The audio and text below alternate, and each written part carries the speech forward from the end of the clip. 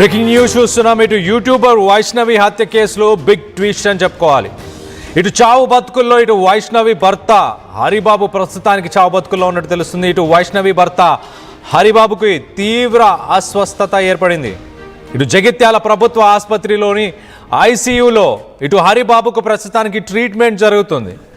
ఇటు వైష్ణవి హత్య కేసులో జగిత్యాల సబ్ జైల్లో రిమాండ్ ఖైదీగా ఉన్న హరిబాబు 2 రోజులుగా ఇటు హరిబాబుకి వాంతులు అలాగే విరోచనలు జరగడంతో ఇటు డీహైడ్రేషన్ వల్ల జైల్లో స్పృహ కోల్పోయిన హరిబాబుని ఇటు ప్రభుత్వ క్రిటికల్ కేర్ ఆసుపత్రికి తరలించారు. హుటాహుటిన తరలించినట్టు తెలుస్తుంది. దీనికి సంబంధించిన లేటెస్ట్ అప్డేట్ని మనం చూస్తున్నాం. మొత్తం మీద ఇటు యూట్యూబర్ వైష్ణవి కేసులో ఇటు యూట్యూబర్ వైష్ణవికి చేసిన అన్యాయం ఇటు ఖచ్చితంగా దేవుడు రూపంలో ఇటు హరిబాబుకు తగిలింది.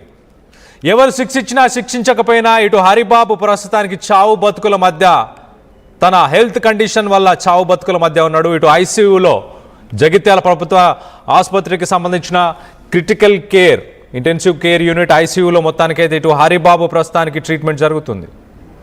ఇటు తన భార్యకి ఇటు యూట్యూబర్ వైష్ణవితో చేసిన తప్పిదాలు వాటన్నిటికి సంబంధించి మొత్తానికైతే ఇప్పుడు శిక్షని అనుభవిస్తున్నాడు.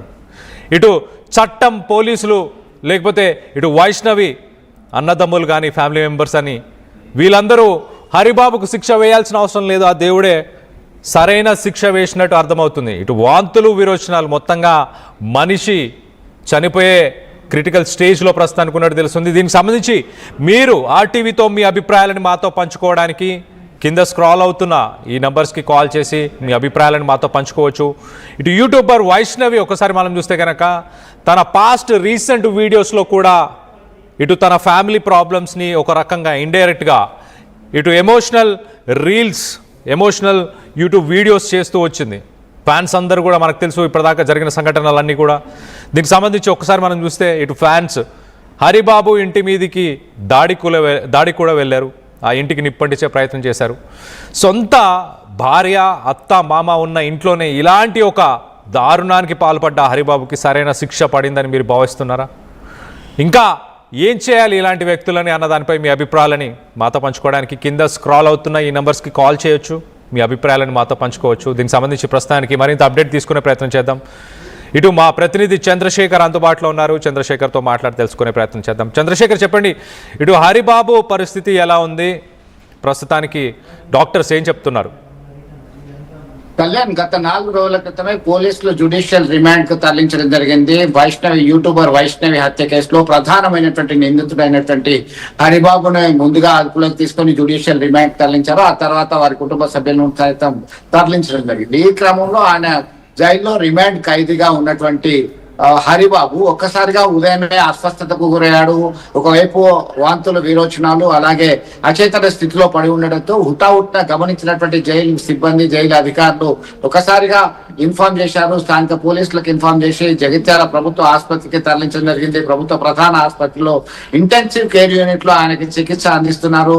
ప్రస్తుతం ఆయన ఇంకా కోలుకోవాల్సినటువంటి పరిస్థితి ఉంది. మేము మాక్సిమం లెవెల్ బెస్ట్ మెడిసిన్ అందిస్తున్నాం, వైద్య చికిత్స అందిస్తున్నాము. పరిస్థితి అయితే ఇంకా కుదుట పడలేదు అని చెప్పి వైద్యులు చెప్తున్నటువంటి పరిస్థితి. అవసరమైతే మెరుగైన చికిత్స కోసం ఇతర ఆసుపత్రికి సైతం తరలించేటువంటి ప్రయత్నాల్లో ఇటు జైలు సిబ్బంది అలాగే వైద్య అధికారులు సమాలోచనమై ముందుకు ఏ విధంగా వెళ్ళాలి అనేటువంటి కోణంలో ఆలోచిస్తున్నటువంటి పరిస్థితి. ఒక్కసారిగా గత వారం రోజుల నుంచి ఇదే సెన్సేషన్ గా మారినటువంటి వైష్ణవి హత్య కేసులో ఈ హరిబాబు ప్రధాన నిందితుడుగా ఉన్నటువంటి కోణంలో హరిబాబును కఠినంగా శిక్షించాలి, వి వాంట్ జస్టిస్ అంటూ ఆందోళనకు దిగినటువంటి పరిస్థితి మనకు విదితమే. ఇప్పుడు ఎవరు శిక్షించాల్సినటువంటి పని లేదు. ఆయన చాలా సీరియస్ కండిషన్ లో ఉన్నట్టుగా సమాచారం ఉంటుంది. మొత్తం మీద వైద్య చికిత్సకి అయితే ఖచ్చితంగా ఎలాంటి ఇబ్బంది లేకుండా అందిస్తున్నామనేటువంటి విషయాన్ని పోలీసు వర్గాలు చెప్తున్నటువంటి పరిస్థితి. ఎందుకంటే చట్టం తన పని తాను చేసుకుపోతుంది, చట్టాన్ని ఎవరు చేతిలోకి తీసుకోవద్దు అనేటువంటి కోణంలోనే ఇది గోప్యంగా ప్రభుత్వ ఆసుపత్రికి తరలించడం జరిగింది. అతని యొక్క హరిబాబు యొక్క మూమెంట్ ఎవరికి తెలియకుండా అయినప్పటికీ ఒక్కసారిగా విషయం తెలుసుకున్న తర్వాత ఎవరైనా వచ్చి దాడి చేసే ప్రమాదం ఉంది అని చెప్పేసి జగిత్యాల ప్రభుత్వ ప్రధాన ఆసుపత్రి వద్ద పూర్తిగా పెద్ద ఎత్తున పోలీసులు మరణించడం జరిగింది. కళ్యాణ్, దీనిలో భాగంగా ఖచ్చితంగా చికిత్స అందిన తర్వాత ఆయన పరిస్థితి కుదురుకున్నాక మళ్ళీ కొరుట్ల జైలుకి రిమాండ్ ఖైదీగా తరలించేటువంటి అవకాశం కనబడుతుంది. Kalyan, right Chandrashekar, thanks for the latest update. మొత్తం మీద ఒకసారి సిరీస్ ఆఫ్ ఈవెంట్స్ని కూడా ఒకసారి మీకు చెప్పే ప్రయత్నం చేస్తా.